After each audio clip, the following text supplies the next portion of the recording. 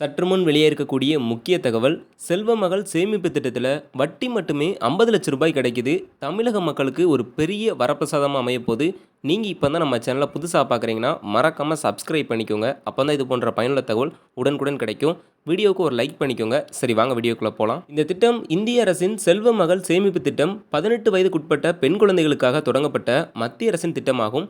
ஒவ்வொரு பெற்றோரும் தங்கள் குழந்தைகளுக்கு நல்ல எதிர்காலத்தை அமைத்துக் கொடுக்க வேண்டும் என்று விரும்புகின்றனர். அதேபோன்று கல்வி, திருமணம் போன்ற முக்கியமான விஷயங்களில் எந்த நிதி சிக்கல்களையும் சந்திக்கக்கூடாது என்பதை நினைத்தும் சில பெற்றோர்கள் வருந்துகிறார்கள். அவர்களுக்கான ஒரு சிறந்த சேமிப்பு திட்டமாக உள்ளது சுகன்யா சம்ரிதி யோஜனா திட்டம். அப்படின்னா என்ன?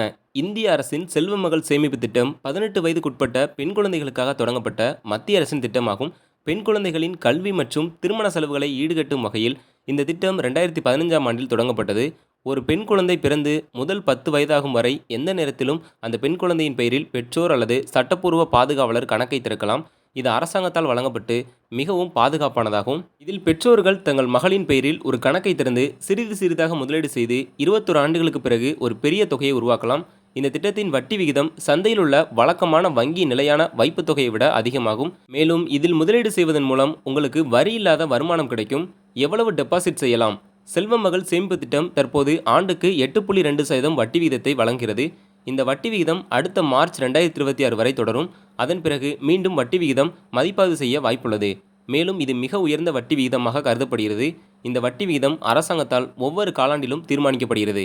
இந்த திட்டத்தின் கீழ் கணக்கை திறக்க 250 ரூபாய் மட்டுமே போதும். அதிகபட்சம் 1,50,000 லட்சம் ரூபாய் வரை டெபாசிட் செய்யலாம். இந்த தொகையை ஒரே தொகையாகவோ அல்லது தவணைகளாகவோ செலுத்தலாம். மாதம் 12,500 ரூபாய் சேமிப்பதன் மூலம் ஒரு வருடத்தில் 1,50,000 லட்சம் ரூபாய் வரை சேமிக்க முடியும்.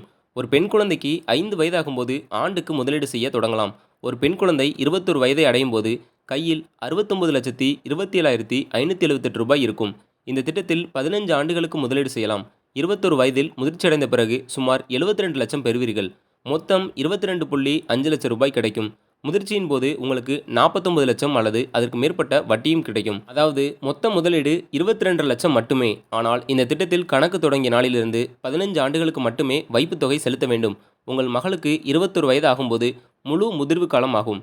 இந்த காலகட்டத்தில் வட்டி தொடர்கிறது. அதாவது 15 ஆண்டுகளுக்கு பிறகு நீங்கள் டெபாசிட் செய்ய அவசியமில்லை. ஆனாலும் இதற்கு வட்டி வசூலிக்கப்படாது.